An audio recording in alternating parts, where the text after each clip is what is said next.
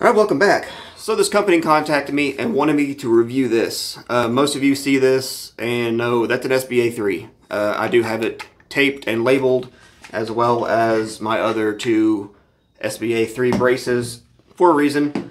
They contacted me and showed me a picture, looked just like this, and I said it's an SBA3 brace made by SBA3, and their response was it's an SBA3 made by a different company. So when I got it, it does say SBA3. So if you don't like clones and you think they're trash, please just watch. Please listen. Alright, just hear me out here.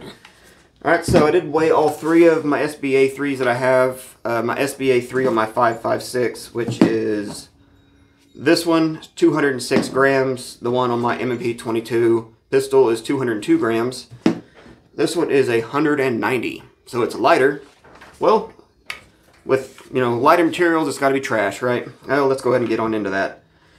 Let's start with my AR-22.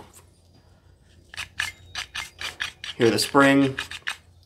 Here's my 5.56 pistol. And the Huapuda. I don't speak anything other than English. A little crunchy. All three do have the steel liner for your QD attachment.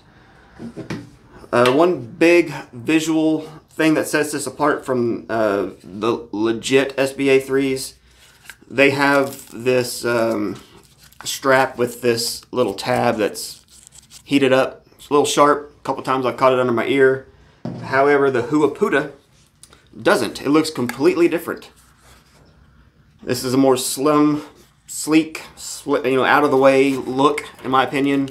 You can still get to your Velcro. It's not in the way. It's not pointy. It's not sharp at all. At least the few times that I've shouldered it on accident. But other than that, the only other thing I've noticed was on the back here.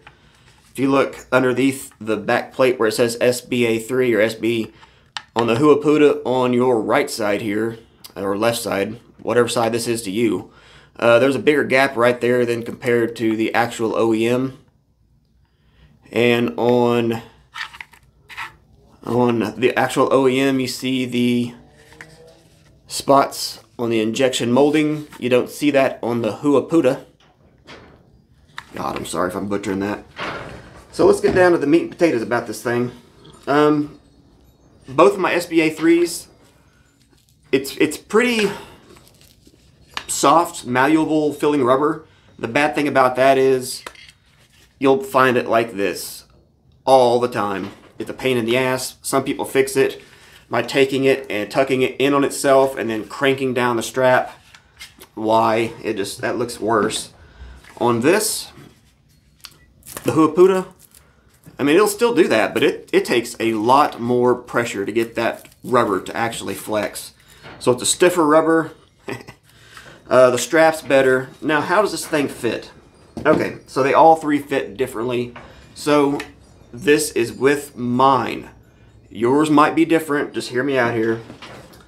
My 5.56 pistol fits great on my 5.56 pistol. Let's go ahead and put it all the way in.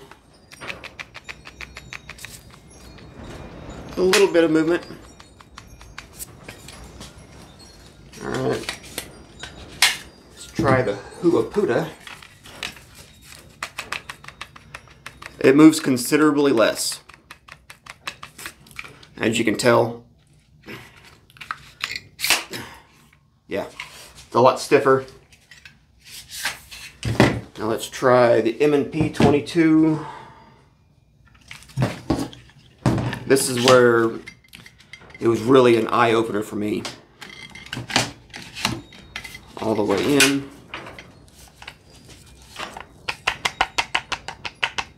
Here, I'll just move the rifle. See how much movement's there? It's a lot of movement. It's bad.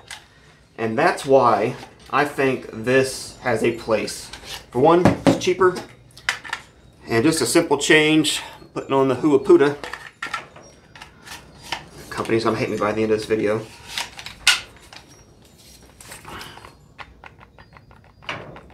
A lot less movement. Still a little audible sound, but not too bad. Still moves freely on the polymer buffer tube there. And if it looks the same, fits tighter, the rubber is more, you know, robust, stiffer rubber, and the strap is better. Yeah, this thing is living on this. So it all depends on where you lie, I guess, with your feelings. If you refuse to buy knockoffs, I'm sorry, this isn't for you. But if you're on a budget and you want to have, you know, an extra 40 bucks to spend on a better red dot or some sights, I think this would be a great way to easily cut off 40 bucks and get it in a day or two from Amazon. So that's just the way I think. Also, one more thing I want to mention. Aesthetically, I think this looks better as well, because I'll show you both the actual legit SBA 3s. You can tell by the strap. If you look at the roll pins, they're, let me get my hand out of the way, they're actually shiny silver steel. On the I give up. They're black, so it looks better.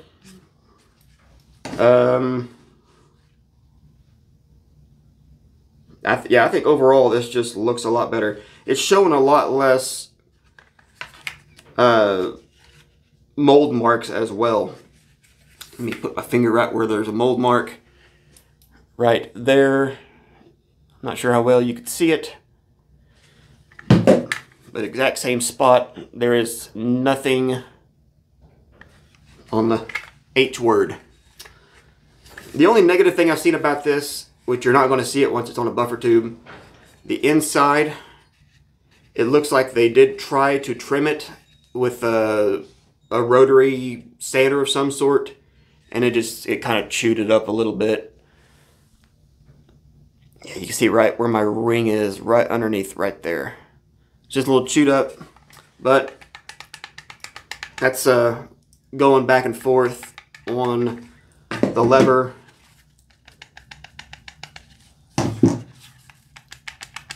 Yeah, and this is the one off my AR-22. Honestly, for the price, and no one's gonna know any better. No one's gonna know that you saved 30 or 40 bucks on a single little piece of plastic that's gonna go on your cheek and 99% of the time on accident touch your shoulder. That's just the way I see it. Money well spent. Since it's on Amazon, I possibly could put a link below. It might happen. Just look below. Alright, so there you go. Easy way to save some money. There are a lot of positives in this thing. The only negatives was, why don't I have more of these? So there you go. They didn't pay me for this. They just sent it to me for free. I guess that could be a negative, but like I said, once it's on, you're not going to be going back and forth jacking off your rifle. So there you go. And we'll be seeing you.